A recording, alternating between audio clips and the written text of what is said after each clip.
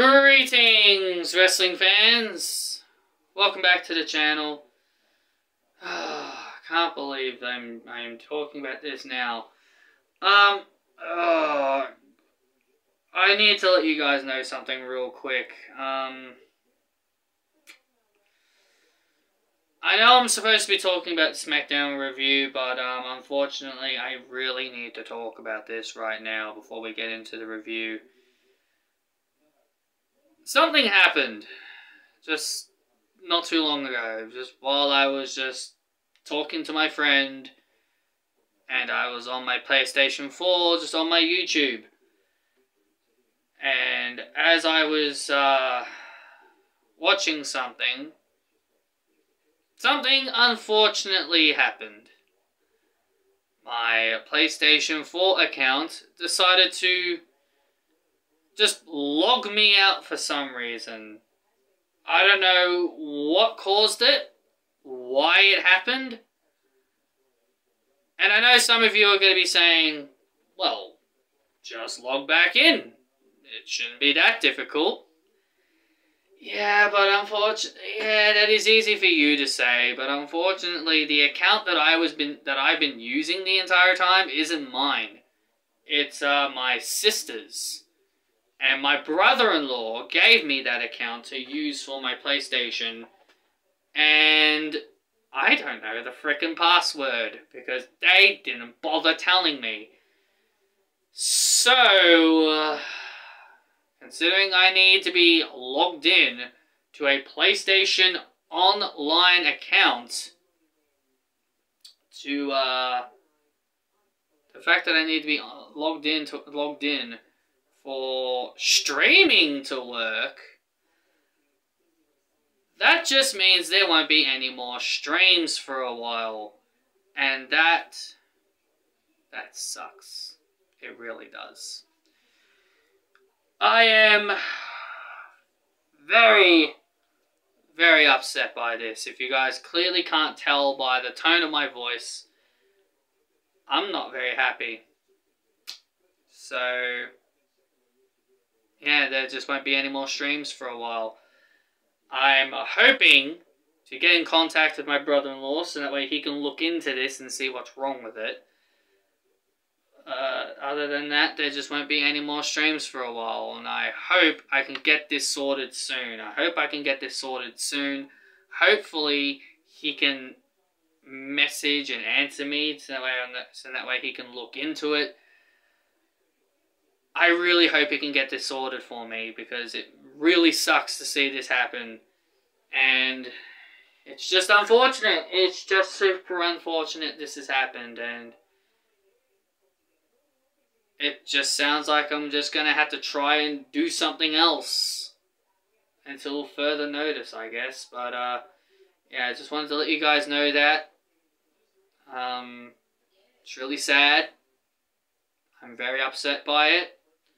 I made a tweet about it, and, yeah. And unfortunately, there'll be no more music, because the music, I play it through my YouTube, so there won't be any more catchy music. So it's unfortunate this has happened. It's very unfortunate. So anyway, let's just dive into the Smackdown review now. So yeah, just don't expect me to be excited. I'm just super bummed out about all this. Anyway, so let's get on to the review, shall we? We kick off the show with Becky Lynch being revealed as the 5th member of the Survivor Series team. I think we all expected Becky Lynch. I think we all knew it was going to be Becky Lynch. I know a lot of people were hoping for Sasha. I too. But, I think a lot of us expected it to be Becky Lynch. But there's one thing I do want to say that I'm kind of annoyed by, and it's got nothing to do with Becky. It's nothing against Becky or anything like that. It's got nothing to do with her. It's got to do with WWE and their weird advertising. WWE advertised Liv Morgan on the poster and on the adverts for the WarGames. Now, I'm pretty sure you guys have all seen the WarGames ad and the poster that they revealed. I believe Liv Morgan was shown on that poster, and also she was seen on the adverts. So it's kind of annoying to see that Liv she wasn't the main focus, but the fact that she was shown on the advertisements for the WarGames and also on the poster for the event. And just for her to not have a match at all, and for her to not to be involved at all, is kind of upsetting. It's kind of upsetting, and it's also kind of dumb.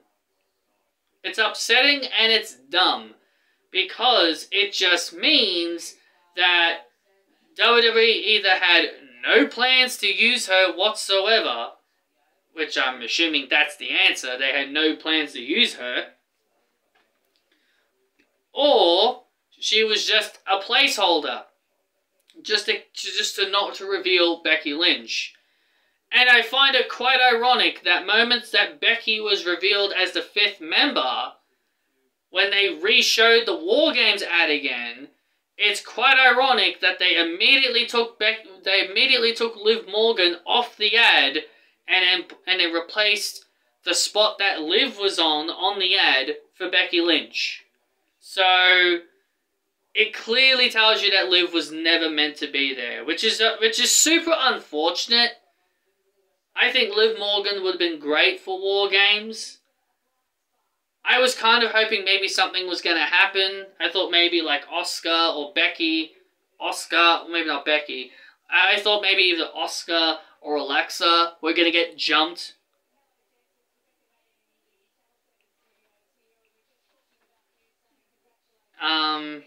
Yeah, so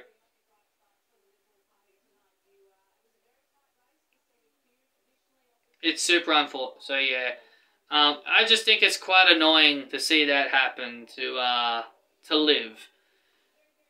But it is what it is.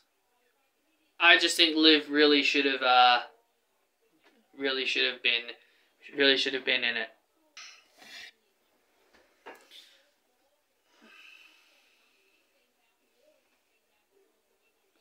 Next we got Santos Escobar.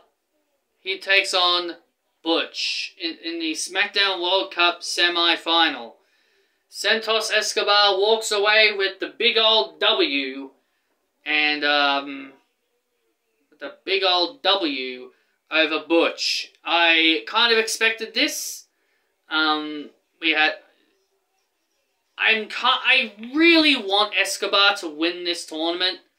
But because Gunther is the Intercontinental Champion and the winner of this match gets an Intercontinental title shot, I just can't see him really winning the whole tournament. But I think him winning the whole tournament would be a big deal.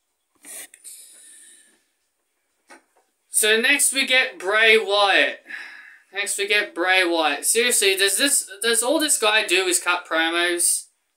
I'm sorry. I'm sorry, but I'm getting so bored of the same old thing from Bray Wyatt. Look, it was intriguing at first, seeing all the weirdness, but it just feels like we're hitting repeat every week.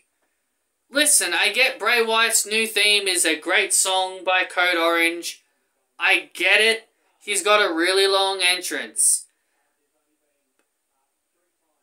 But I'm tired of hearing the same old thing every week when it comes to Bray Wyatt. He's trying to battle his demons. And now he's trying to claim that he didn't attack LA Knight.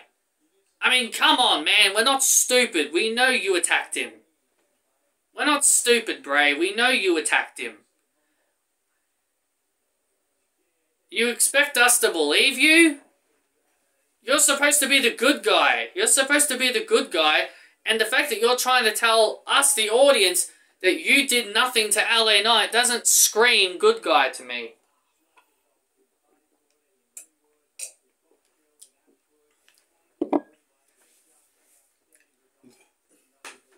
He clearly is attacking LA Knight.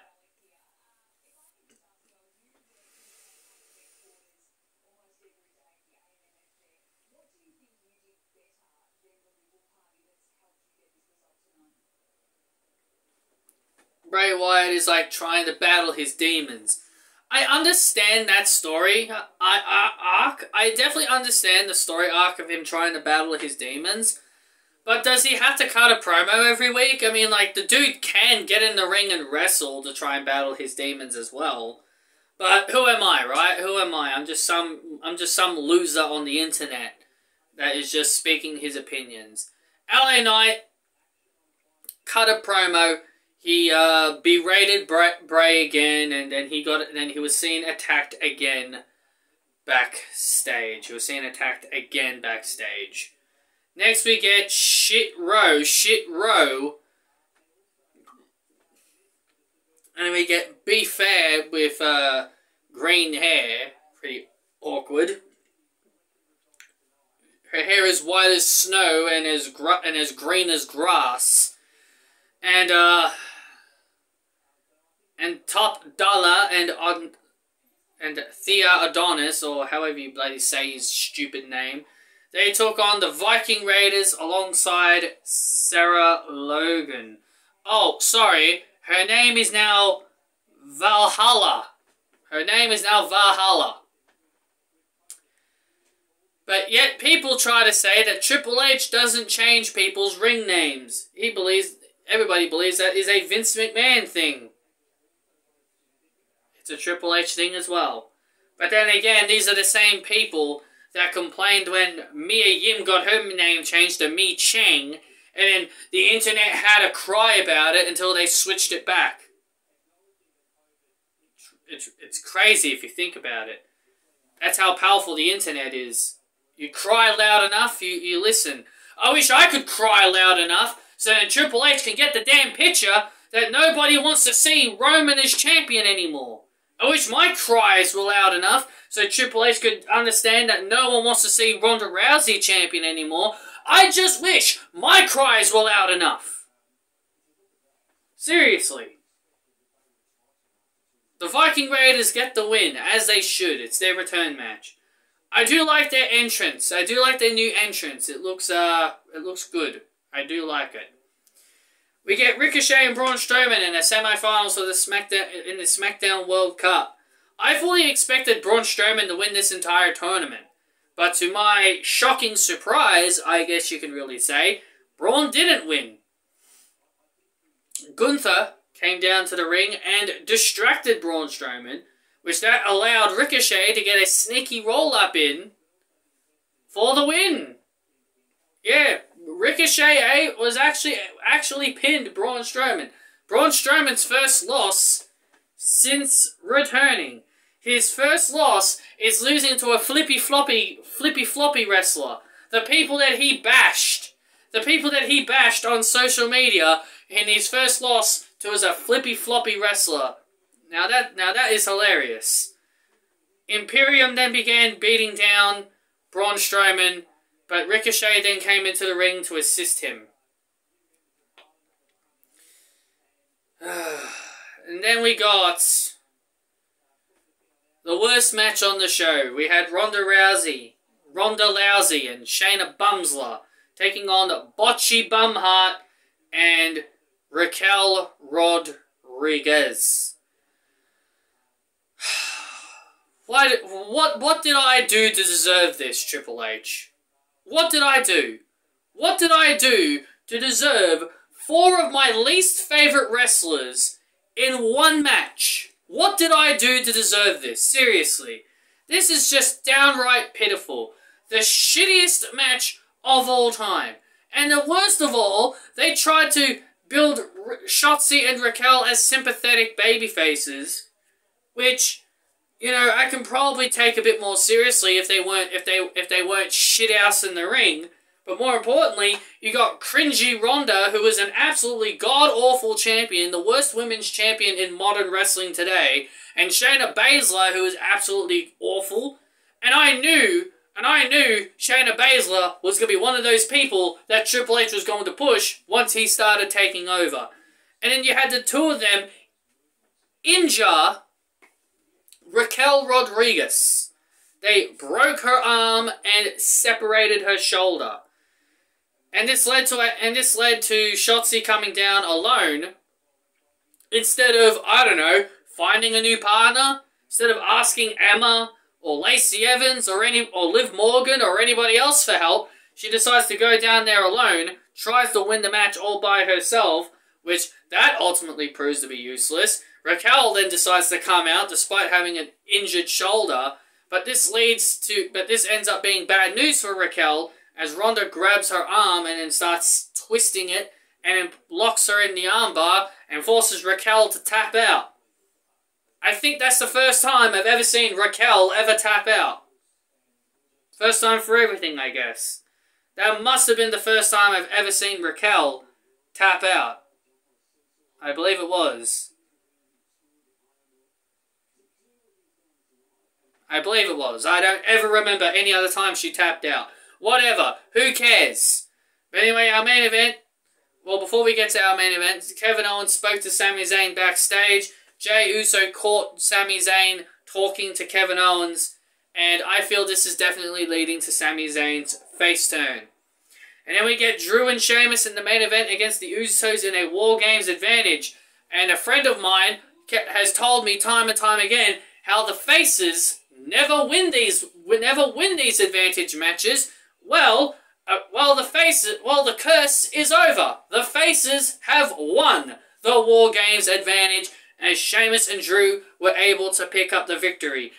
And Sheamus bro-kicked Jey Uso into oblivion for the win. But Sami also got caught with the tag team title as well. Kevin Owens also gave Jey a stunner.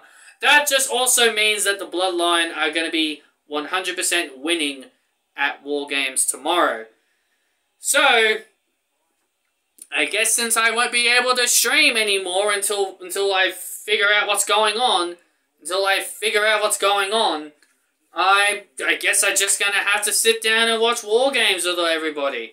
Guess I'm going to have to sit down and watch WarGames with everybody and possibly review the show and be bored to death. Well, thank you all so much for joining me for this review, guys. I hope you guys enjoyed. Hit that thumbs up. Give me your thoughts and opinions down below. And I will see you all next time.